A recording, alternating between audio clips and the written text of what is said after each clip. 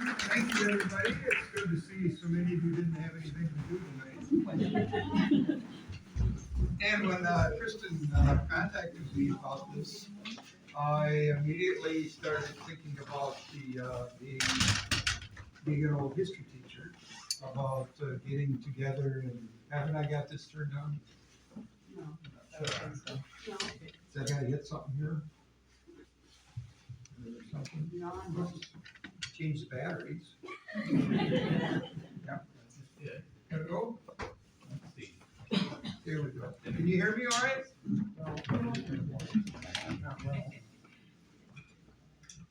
Now we going? Yeah. Now you can really hit me, can't you? That's just crazy. That is crazy. And as Krista mentioned, I do write a column for the Farge Episcope, which is printed, I have a column every other week. So I just pass that around, you can, and take a look, and my column is actually in there. A lot of local history in that newspaper every week. And I've written some books about La Farge and the dam project, and got a couple volumes of those. So if you're interested in that, you can buy one at the end. They're $15 a piece, and the autographs are free. So I just thought when Kristen called me again, I immediately got into my history teacher mode. And I was notorious for having quizzes, pop quizzes particularly. And so the students, my former students, would tell you that I was good at having pop quizzes. So I immediately thought, well, I got a pop quiz for this group. So here we go. So the first question is, how did La Farge get its name? We'll start way back. And as you can see, I have 4 different options there for you. Anyone want to hazard a guess which one it is? And those of you who know, don't say anything. Oh, I know the answer for one. All right, go ahead, Gwen. Gwen knows The young the answer. girl. Huh? The young girl. Yeah, it's interesting in that the beginnings of La Farge were actually 3 areas. One was the Lawton district, one was the Corners, where La Farge is kind of now, and the other was Star and Sealyburg. And the Corners, the Lawton district wanted a post office. And so they actually wanted the name Vernon Corners, which would have been good, except Dane County already had it. So they couldn't have that particular name. So they were given a list of names that they could have. And they had traditionally in the Lawton district, which is like south of La Farge, an area a couple miles south of La Farge, traditionally the families will all get together on Sundays and they would have a meal and they would sing hymns, and they would always have the kids pick out the hymns. They'd have a list of the hymns, and then the kids would pick out the names. And so this particular day, they had this list of post office names that they could use. And they were given the list by, of course, the post office up here in Viroqua. You know, Viroqua knows everything. They said, okay, here's the list you can use. And they had a little girl, 9 years old, and they said, all right, she was actually blindfolded, and they said, pick a name, and she landed on La Farge.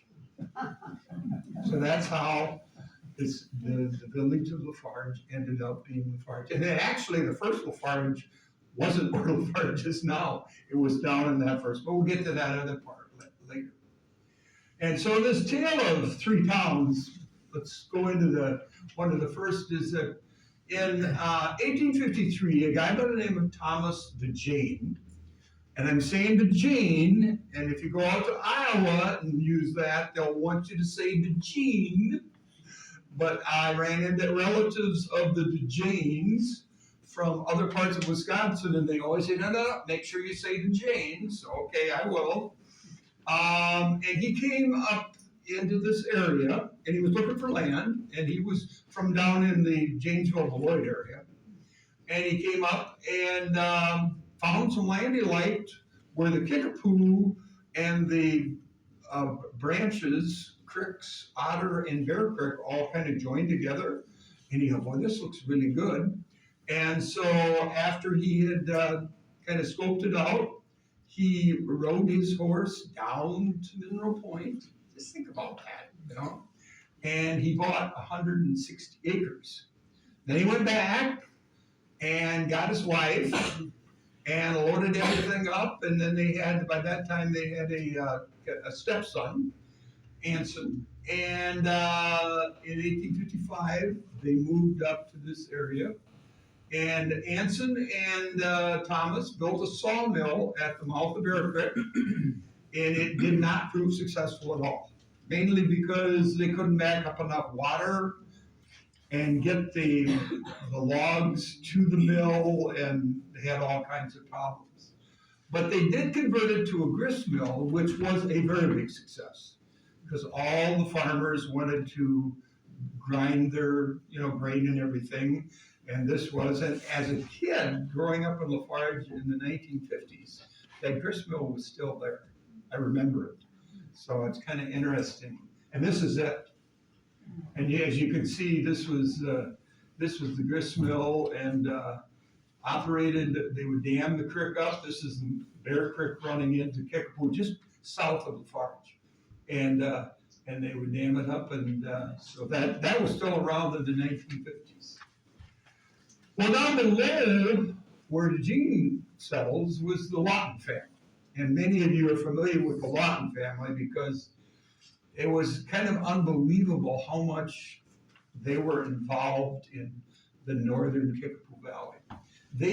Members of that family virtually settled everything north of Reedstown which was at a place called Kickapoo Center, and then Viola, La Farge, Star, which is Cityburg, Rockton, and Valley. All of those places basically settled by members of that Lawton family. And one of the members, Chauncey Lawton, settled on land north of DeJanes along the Kickapoo River. And by 1859, he'd built a store next to the river. And he also ran a law office there out of his home office, which is located right next to the store. And in 1861, the store also became the Star Post Office, the first in the area. And so when the Lawton district went to get, they wanted to get a post office, they said, okay, you can have one down there. So they were the first in the area, the Star Post Office at Lawton's store. And then the next one was at La Farge Post Office. And here's a picture of the DeJane family. And it's an interesting picture. And this is at a house on Chapel Hill, which, by the way, still stands. It's still there. And this is the lady who's sitting in the middle is Polly DeJane. That would be the original woman coming to this area. And this is when she is 99, I believe. She lived to be 101. It was amazing. And when she passed away, it was like a village remembrance day for everybody. They dismissed school, the kids went to view her body, and it was kind of an amazing event. And so one of the founding families. And this is the Lawton family, the other family we were talking about.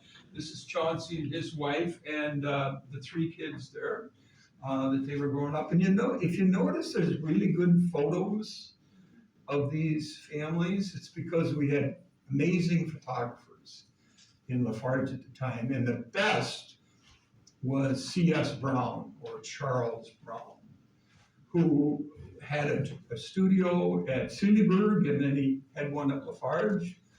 And eventually he sold his business there and went to California. Settled in LA, became the photographer of the stars in Hollywood. And took all the pictures of the movie stars in Hollywood. And then his son and grandson both got into the movie business, and his grandson won an Oscar for the development of a sound system which was state of the art, like in the early days of sound movies. So quite a remarkable family. Yeah, and from Star to Sealyburg, we said that Lawton had named that place Star. Well, in 1863, a guy by the name of Dempster Sealy bought land along the Kickapoo River just south of the Lawton buildings and built a sawmill.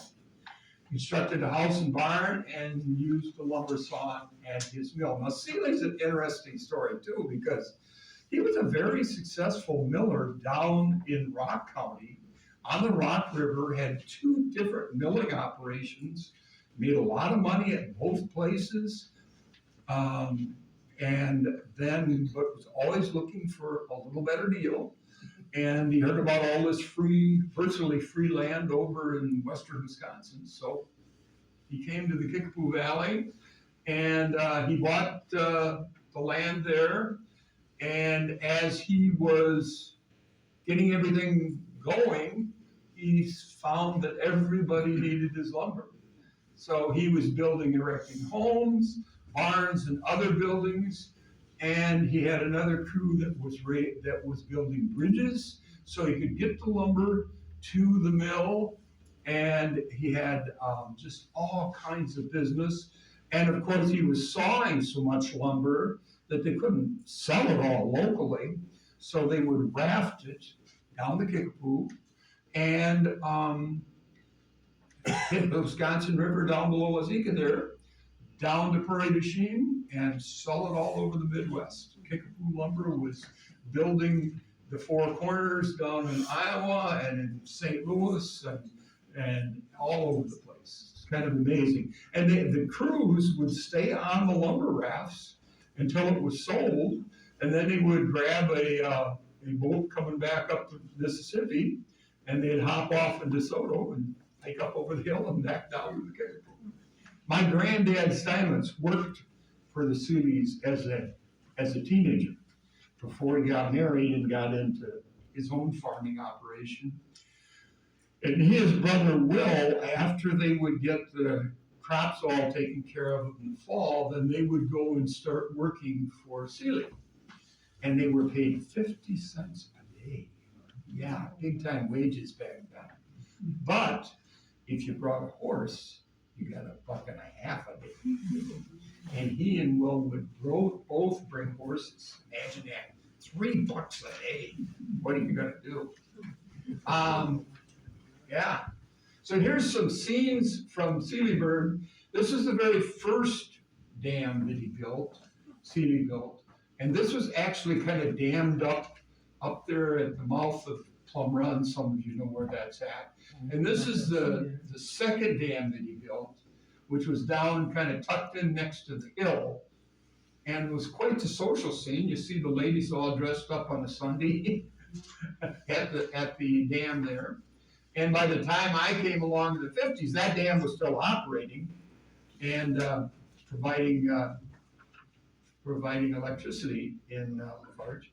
And by that time, it was all cement and everything, so not there any longer.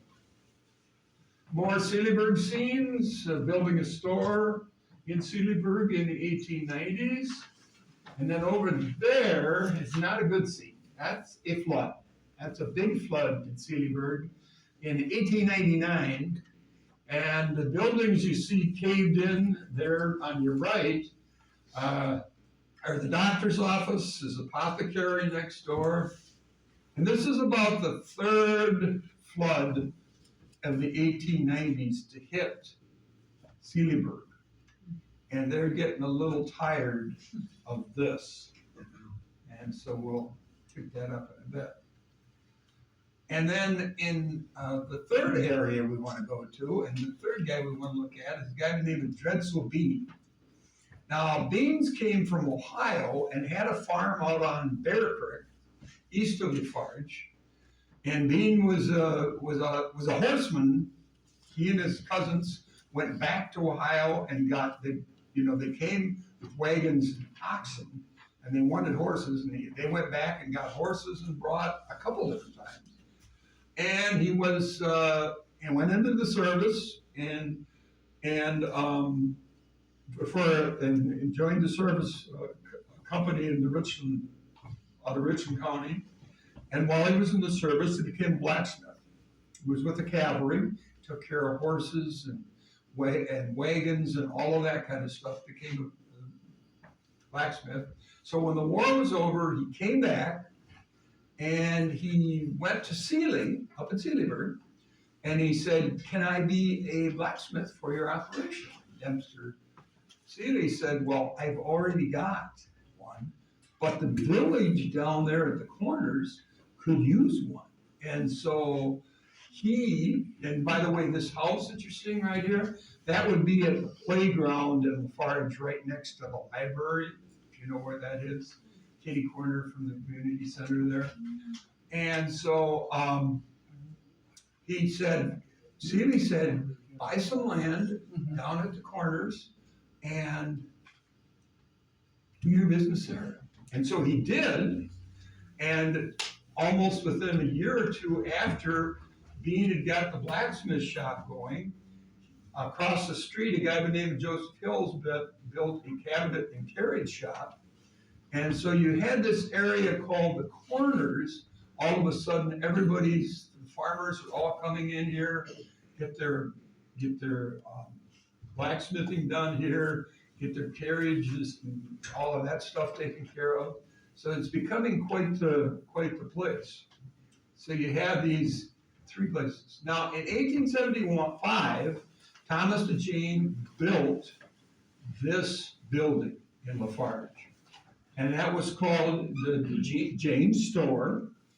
And in last year, we celebrated 150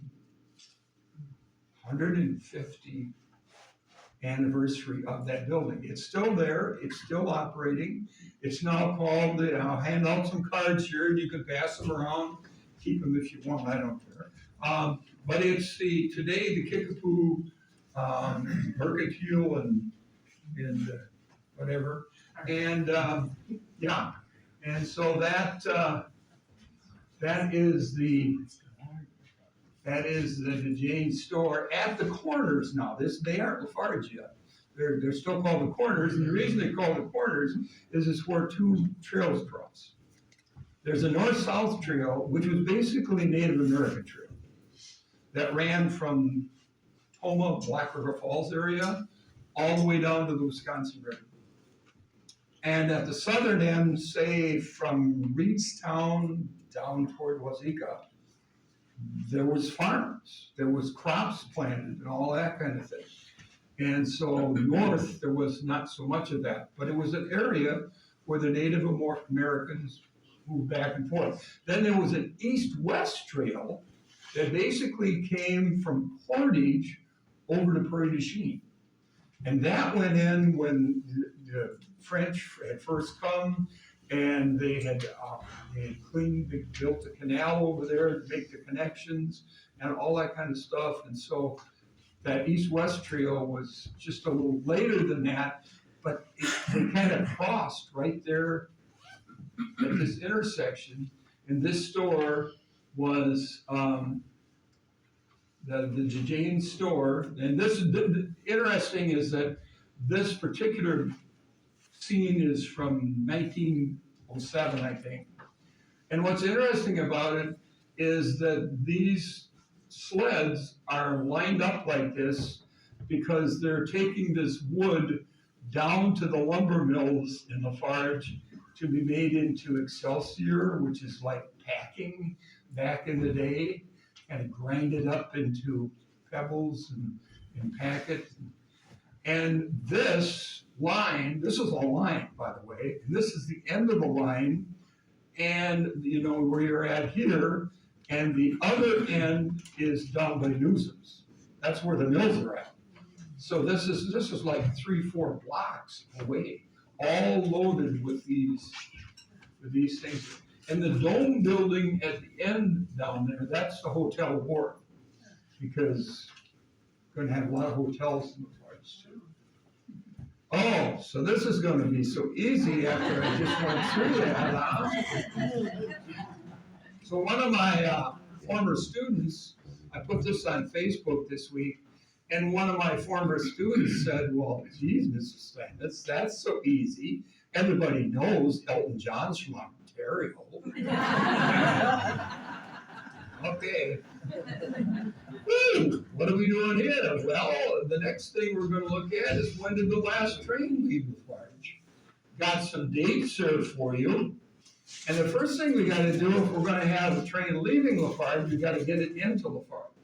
And so I see we have one of these buttons of getting the train to La Farge, and I'll pass that around. You can take a look at it and pass that around. There's one over there in the display that Kristen put together too. But you have these dates here. And so this is the train coming to La Farge, and in order to get to La Farge, you're gonna have to dig a tunnel down at Watkins.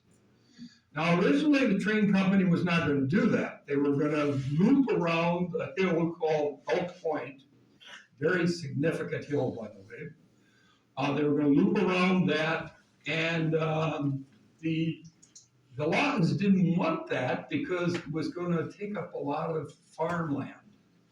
And the railroad wasn't all that keen on it either, because they were gonna have to build several bridges, and it was gonna be a long loop around that. So they said, why don't we do a tunnel through Elk Point? And so they did. And this is 1897, and you can see this wood crew was brought in. And it's really interesting. There's Italians and there's Poles, and these are basically immigrants who had just come to the United States and end up in the Midwest, end up in rural Wisconsin, poking a hole through this hill. And this is the very first train that goes through. And again, this is one of those classic Brown photos. He takes it from the hill up on top. And it comes through in, what is that, September 17th, 1897. And they're heading north there. There's still a bit to do. They've got to put in 2 more bridges and lay track for several more miles up to the corners. And so this is the first train coming into La Farge in October of 1898. And it's a big deal. They've got the band there and everybody else, and they're up on top of the roof of the depot, and everything is gold. And the railroad is big. And originally, the idea of the railroad was that it was gonna run from Wazeeka all the way up to basically Toma. But they got to La Farge and they ran out of money, which was a good thing for La Farge, because we were gonna be the end of the line. So when that was really established, then La Farge just started booming. You couldn't find a place on Main Street. Everybody was building stores. Everybody was buying stores, whatever. And you had got this crew here, and they've all got a bottle in their hand. I love these guys. They've all got a bottle in their hand, and it looks like root beer. It looks like Pepsi-Cola, but I don't know. Might be dump beer. And there's the train up at Sandysburg, because they had to turn the train around originally. So they had a Y up there, and they would run the train out, and then they would unhook the engine and back it down, and then take it to the other end, and then hook onto it and bring it back. Eventually, they would get a turntable and all of that, but different pictures. And these are the scenes of La Farge growing during that time. And as I was saying, they are virtually can't find a space to build fast enough. Everything is going on. And it's just one thing after another, and this area over here, this is south heading toward Viola. And this is the old shoe store, and this is the law office, Phil Stillberg's law office here. There's that Hotel Ward, which burned down in 1929. And this old shoe store here, which was moved, actually, that business was moved from the Lawton district up here when the railroad came in. That building was just torn down earlier this year. It's on the front page of the. Yeah, it's on the front page of the paper. Yeah, right in there. That's it, right there. And the people who tore it down contacted me about the history and the photos and everything, which I gave to them, and they have rebuilt it. You'll see, just like the original building. So it's interesting. And then here's Main Street. And it's interesting that many of these buildings that you see on Main Street of La Farge are still there. And this is the late 1890s. This is around 1900. And many of you have been along on some history tours that we've done in La Farge. We got another one that's going to be coming up in the spring. I'll pass these out. We have a place, booth in La Farge where you can pick those up, and you can pick that brochure up and just walk around and do the tour yourself. But I think on the Sunday before Memorial Day, we're gonna have our next one. There'll be some notifications. And we're gonna go to a different segment. We've been doing this for a couple of years. Because we have a very historic downtown in La Farge. So then, again, here's some of the, shows the railroad and extensions. There are different lines. There's the Y up at Sealyburg. And there are extensions here for a lumber mill and pickle factory and coal station. And Newsom's is here, and they built a cheese factory right across. And that's there, and they got a cheese warehouse over here. This, all of these things are there mainly because of that railroad getting that all on. So this map is from the 1930s.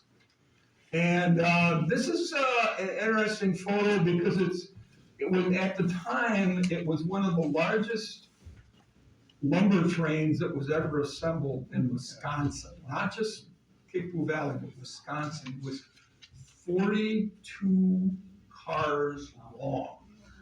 And they were running the lumber from La Farge, where this picture is taken, down to Chicago and out to Gary, Indiana, where they had it sold to build buildings in Gary, Indiana. And the guy who's in the picture here, this is one of the guys here, is August Kriegel. And he was like the last big-time lumberman in Farge. And actually, he set crews out all over the Midwest. They cut lumber and put it on the trains and bring it back to La Farge, and he would saw it up to what was needed and then ship it all over the place. And this is one of those. And I think this is 1908, this train is headed out. And of course, Newsom's Lumberyard was built back then. And again, this is a Grover Newsom family. And they built basically lumber yards all the way up and down the Kickapoo Valley. There was a Newsom's in there was a Viola Newsom's, there was a Reesound Newsom's. They're all a little different.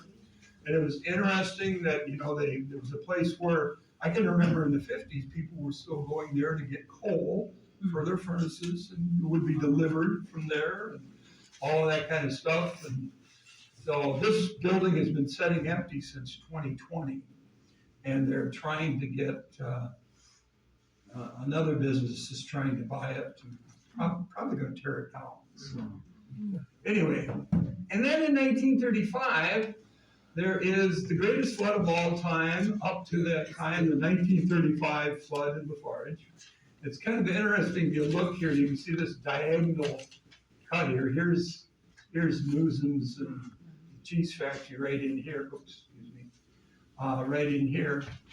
And you can see major flood here in this diagonal. It's interesting that I had a cousin who was going to school in La Farge in 1907 when there was another major flood. And he drew a map of La Farge from that '07 flood, and he drew that same diagonal. So it's just how they operate, and we've seen them more recently. But the problem is that the railroad was starting to talk about that was it, because they'd been heavily damaged with floodwaters 2 other times in the 1930s, and they were starting talking about, we're gonna get out of town.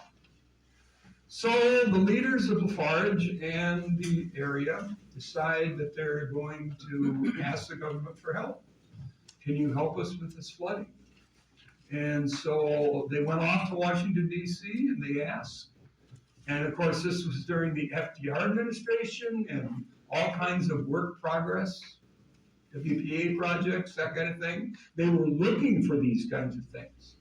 And so in 1936, they sent the first crew out, the Army Corps of Engineers, Department of the Interior, and they came out and they started looking at the Kickapoo Valley, and I just love this map that the Corps made in 1938. Isn't that a neat map of the Kickapoo Valley? I think it really shows the essence of the valley and the fact that it's in this driftless region, and it's all contained, and it's one of the oldest rivers in North America, because it is all contained. It was not washed over and changed by the glaciers or anything like that. And it shows, what needs to be done or how they were going to do it. And so the last train from La Farge, and some of you may have guessed 1939. Did you get it? Well, that's what it was. Was it the same engineer on the first train and last? Yeah, yes, they brought him back. Yeah, really interesting. And they had one of the conductors was too. They brought him back. And so 1939, and they'd gone to court. They had fought to try and keep the railroad, but they'd lost all the closes. Ralph Newsom financed the whole operation to try to win in court to make them stay, but couldn't do it. And so 39, they ran this train all the way down the valley. It was filled with people. They had them standing everywhere on the sides of the locomotive when they left La Farge. When they got to the south end of La Farge, all the kids and everybody didn't have a seat, had to get off. And then they went down to Viola and they unloaded a whole bunch of people there, and more people got on, and then down to Reedstown, and same thing, and then down to Grove.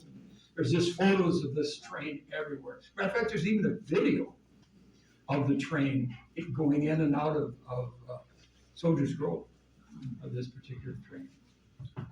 Okay, so now, here we go. Let me help you with this one. Huh? See if you can get this now, huh? Orange Cheetos. Anybody got any Cheetos to pass around? Okay. Anyway. The school. So the school, interestingly enough, used to be, the original school at the corners was at the, where the post office is today, right across the street from the bank. And in the late 1890s, they wanted to Farge the corners, or after Thomas DeJane died, they called it DeJane's Corners. And this is before the Farge name has moved up. They go and they say, what about we go and build a new school? And so they decide that they're going to go and see if they can build a new school. And the county superintendent says, well, that's interesting because Cedarburg has a school and they need to expand. And this was originally, we were looking at a grade 1 through 8. That was the first idea of it. Oh, by the way, I knew the Farge name got to the Farge. Okay, so after the corners took off, and Jane's Corners really became boomtown, they wanted to get a post office. And the post office people here in Vernon said, no, you can't have one because you've got one at Star and you've got one at La Farge, down below. So you'll have to see if one of those wants to move. So the leaders at the corners go down to the Lawton district, to the Green Farm, where the La Farge post office is. By the way, it's still there. This lady right there lives there. It's not really the same. Well, it's pretty close, so it's pretty close.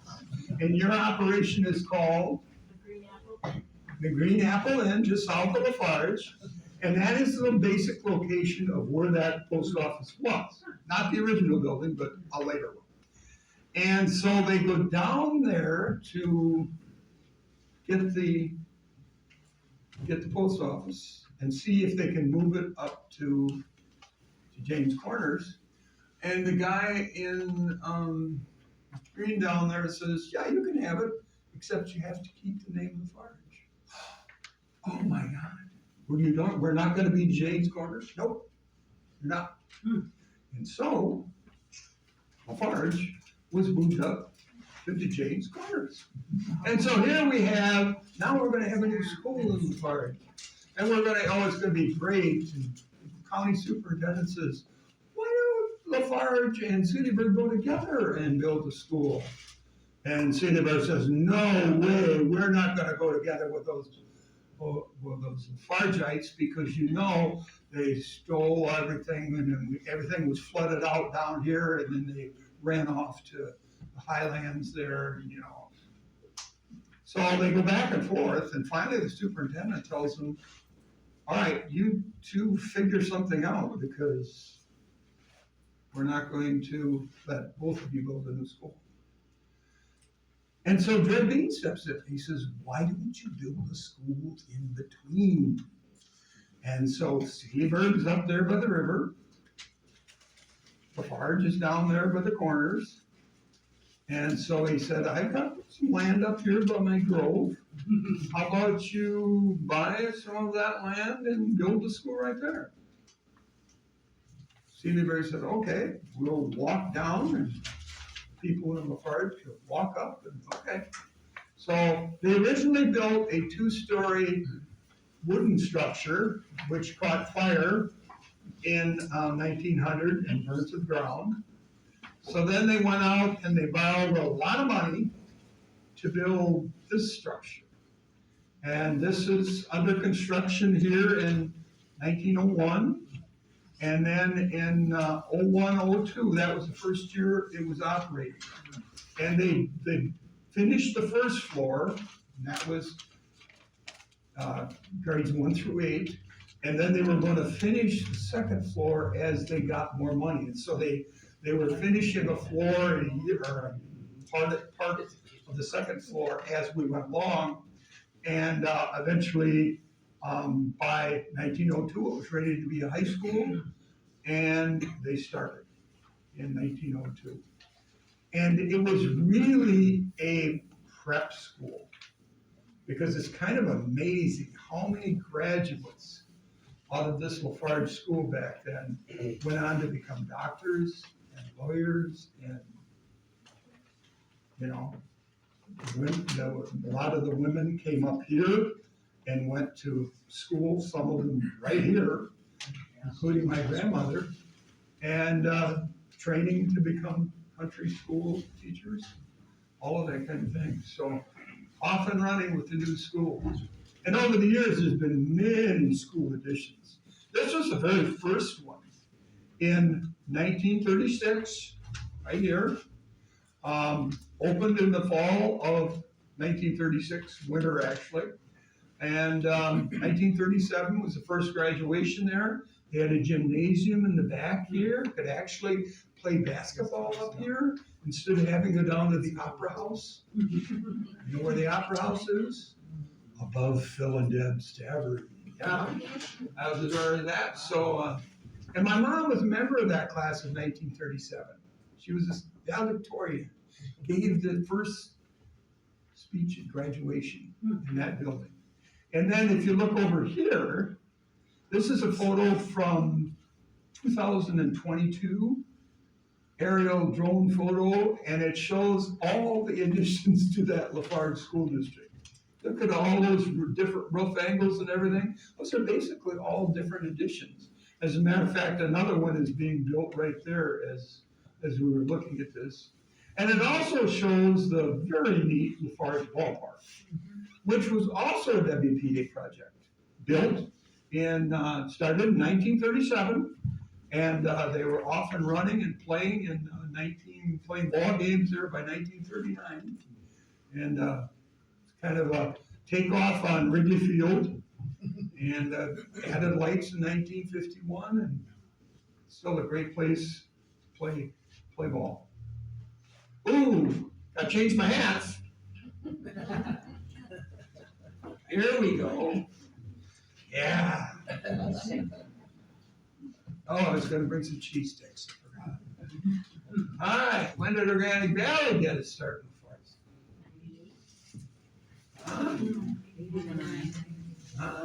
What do you think? Yeah, 89. You know the story of how they pulled it off? Okay, my brother was in the bank at the time, my brother Ken. He was running the bank at the time, and it's kind of a little mysterious, but here's how it went. Some organic farmers from the area needed a cheese factory. Not to make cheese at that time, but to process it. And so they were looking at this cheese factory in La Farge, which was up for sale. The problem with the organic farmers was they didn't have any money. But there was a huge cheese vat in the building that was very valuable, and they found somebody who would buy it. So they met at the bank, the organic crop, they were called, Cooley Region Organic Produce. Anyway, they met at the bank and they wrote out a check for the down payment for the purchase of the cheese factory. Then they raced down to the cheese factory and sold, because they had a title, the ownership. They raced down to the cheese factory and they sold the vat to the cheese factory down by Madison, got their check, raced up to the bank, which covered that check they had previously written, which wasn't, oddly enough, was still on my brother Kent's desk. So they pulled it off. They did, yeah. So a few years later, they built this huge center just on the north edge of La Farge. It was interesting when Organic Valley, and of course they weren't Organic Valley originally. When crop came to La Farge, they filled up the cheese factory. They had no space in the cheese factory, so they basically rented out every space on Main Street, and they had bicycles. And you knew who was working where because the Organic Valley bikes were here, there, and everywhere. And a couple years after they were here, then they got the name Organic Valley.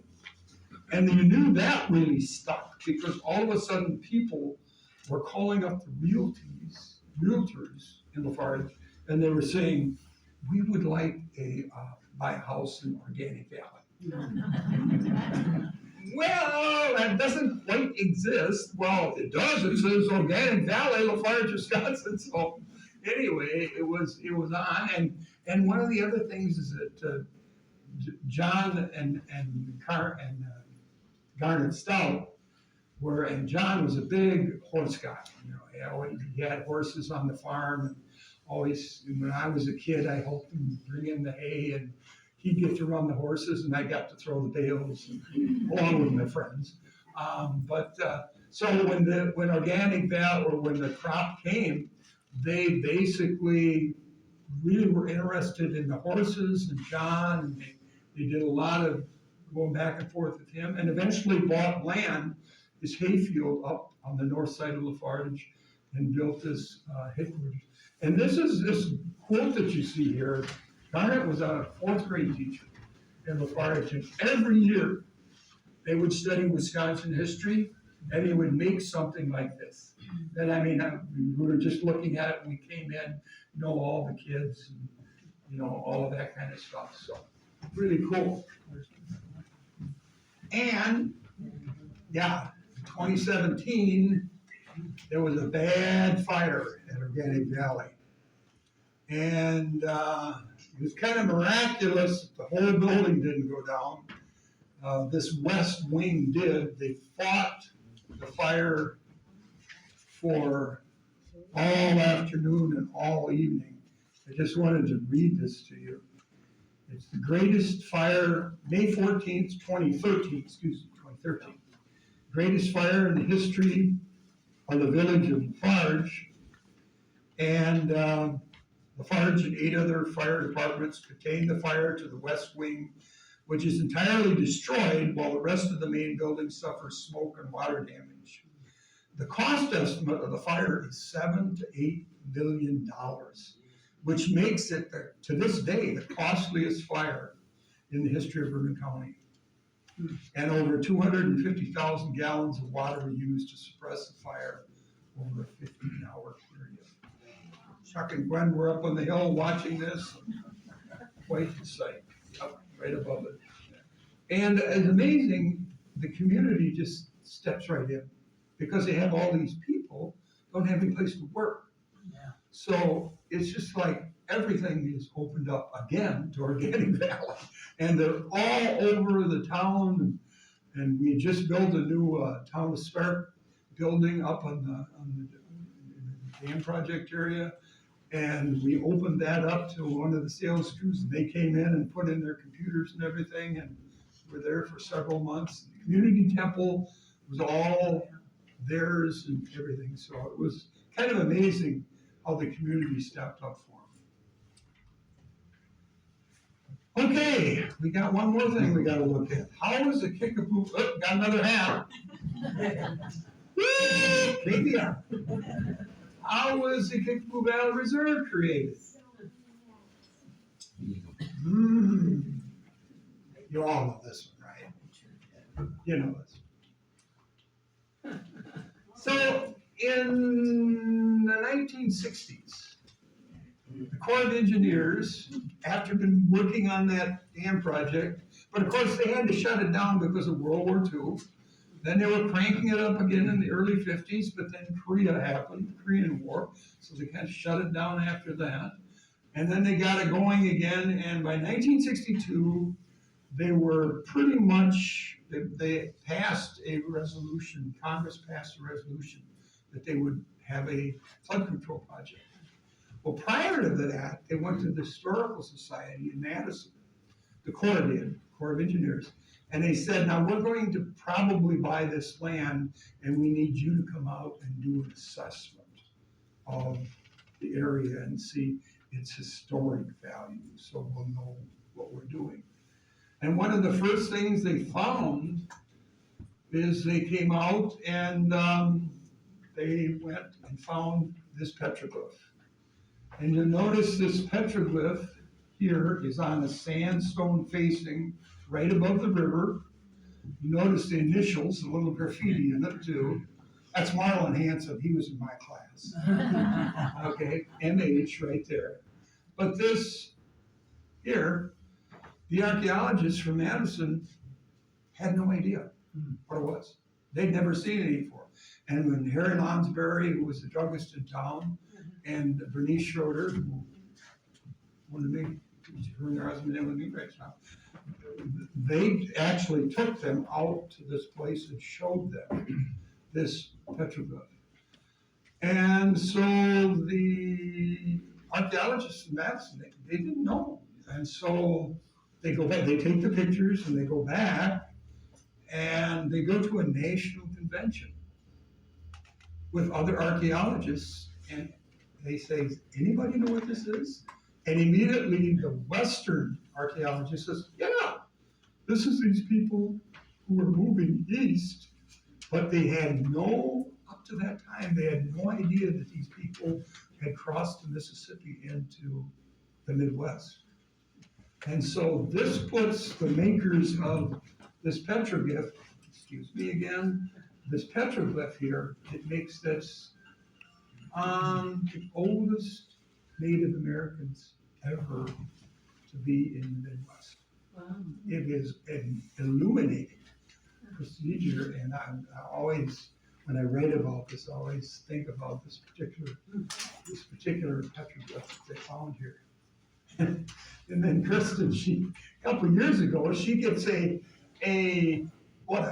tube of material from the Corps of Engineers, right?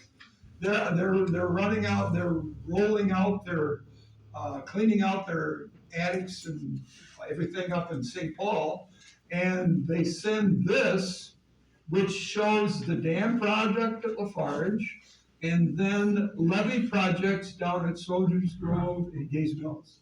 And this is the 1962 version. This is the first version.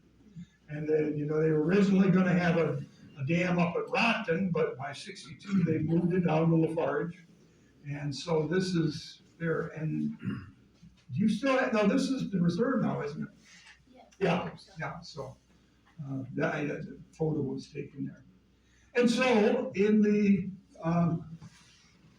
early 1970s, late 1960s, the Corps starts buying land from the people north of La Farge, and they start building a dam. And here is the water control tower.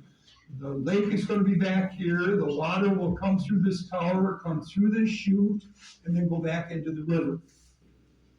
So another view of it, you can kind of see it finished here. This is the spillway.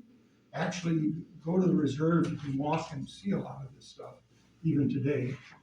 And it's almost finished by the mid-70s, and then politics takes over, and it is shut down. And it stays shut down for a decade, and then another decade. And then finally, Tommy Thompson comes in and said, we aren't gonna get this built.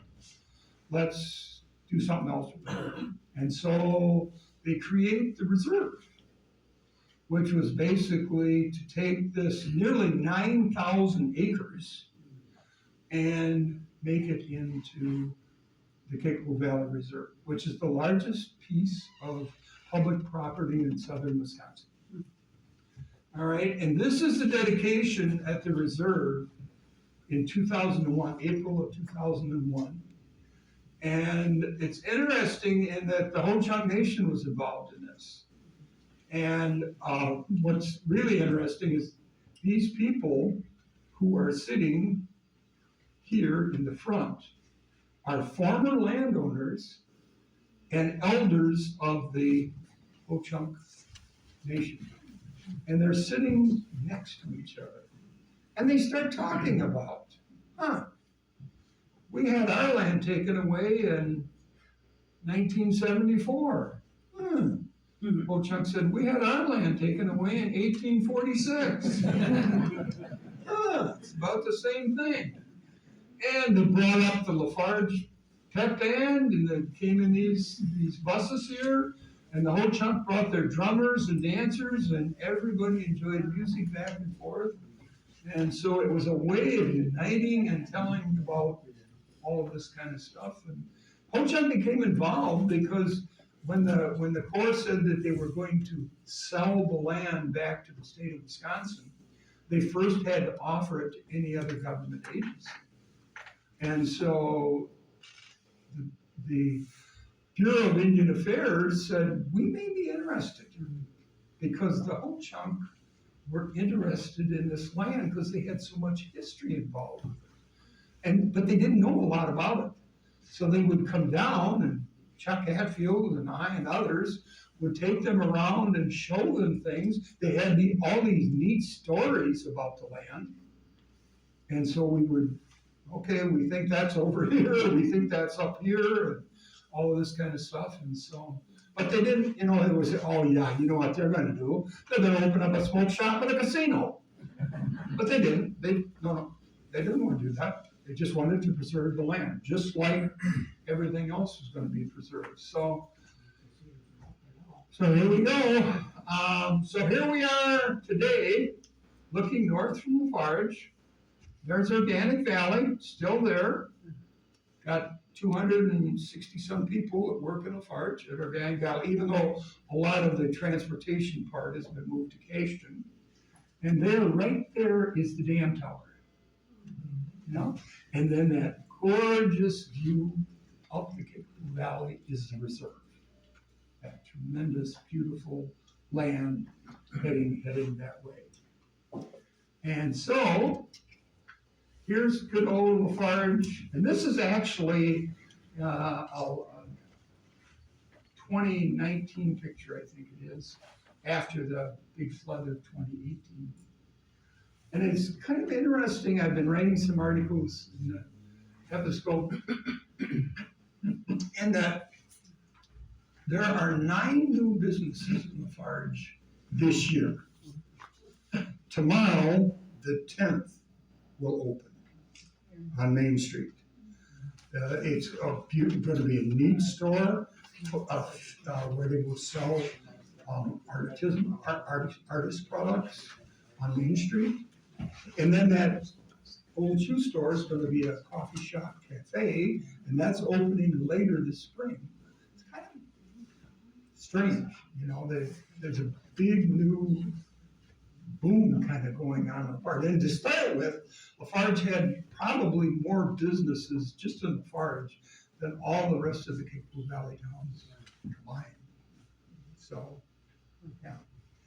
So anyway, it gives you an idea as to what we're looking at, and beautiful little place, stop in, and if you're interested, again, I'll get the word out, it'll be the Sunday of Memorial Day weekend.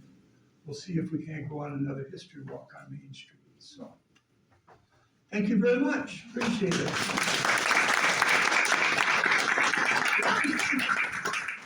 What is the preserve for? Is it preserving water? Is it preserving land? I mean, why did they pick that name? Reserve, not preserve. Reserve. But why? Yeah, they're just keeping it a wild place, basically. No hunting, no fishing? Oh yeah, you can do all that stuff. Yeah, you can do all that stuff. It's just you can't build there, and you can't, they have campgrounds and all that kind of thing. So it's just, it's reserved for education purposes, and there's kind of a mess going on in regards to that, because the school, as you probably know, is now the site, that top floor of the school is now the site of the Kickapoo Forest School, which is expanding as we speak. And they're up on that top floor, and they were at the reserve, and dispute over some school buildings up there. That's all broke apart, so anyways, yeah. It looked like, on the locomotive that was in the picture, was that the Milwaukee Road? It was at times, yes. Okay. Yes, it definitely was, yeah. It was a branch of the Milwaukee Road, Okay. yeah. So the road now goes through where the tunnel was.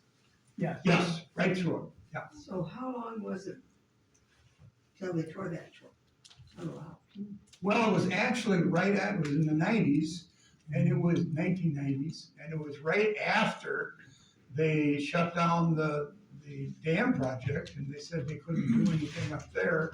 And then the state proceeded to say, oh yeah, but we can cut right through that tunnel and tear up Indian mounds and all that kind of stuff down there, so. Well, the tunnel was all concrete, or? Huh? My husband worked on the road when they tore that out. Yeah. Mhm. But wasn't it all concrete in there? or- Yes, Yeah, so are there pictures of that? Yeah. Okay. and it was, originally it did not have concrete interior, but the rocks kept falling down. And they actually had to have somebody there at the tunnel all the time. So then in a few years after the tunnel was first went through, then they sealed it and put cement in, and so. When I was a kid, we'd do scout trips down there in the wintertime, and the water would leak in there, and then it would freeze up, and we would go in and have torches and go skating. Yeah, most of my colleagues skated, I fell down. Yeah. Anything else? Yeah. So two things, my mom was born in 1930. In 1936, she took the train with her aunt from La Farge to Viola, so her aunt could buy a dress in Viola. Yeah. And the other thing is, you mentioned that, kind of parallel to 131 between, well, the tunnel to La Farge, there was actually a road on the north side of the river. Mhm. So, can you just describe that a little bit? Yes, there was a road there. And actually, when the railroad was taken out in 1939, they just ripped up all of the rails and the cross wood. And then that section from Slayback Road up there, all the way down to Tunnelville, was kept as a road by the town of Stark, down to the Richland County line. Yeah. Why didn't they put the highway over there instead of? Well, the highway was already circling around that. They already had the state highway. This was a town road that they made, out of that, Okay, anything else? Yeah. What kind of money were the farmers initially offered per acre, and then what did it end up being for the dam? Originally, they were given fair market value. Yeah. And there was a lot of dispute about that. And then eventually, some of the landowners started negotiating and getting more money. And then as soon as that happened, then kind of all hell broke loose. Because wait a minute, you didn't offer me that, kind of thing.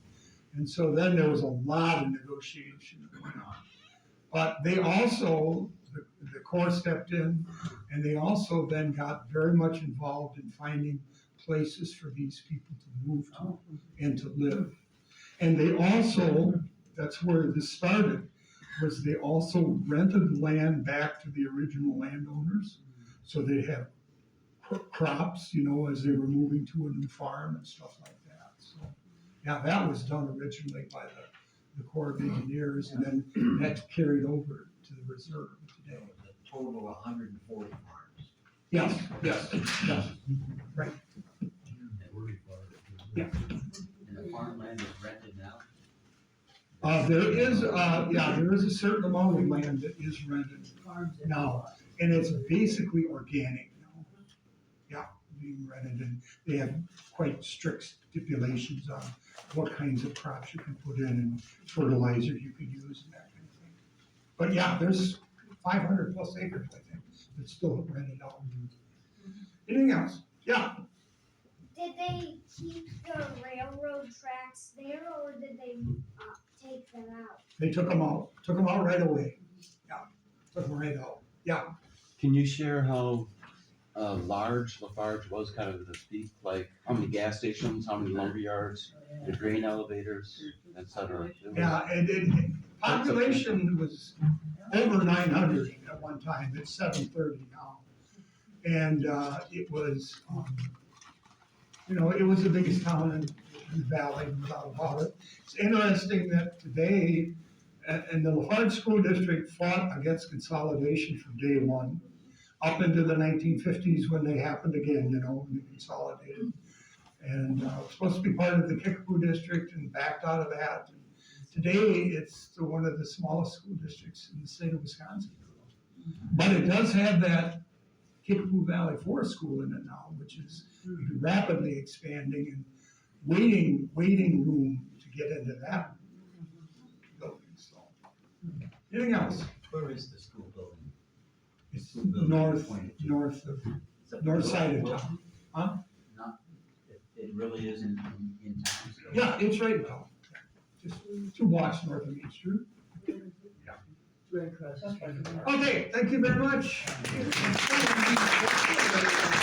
If you wanna buy some books, I have some copies, $15 or 2 for 30. I'm grateful.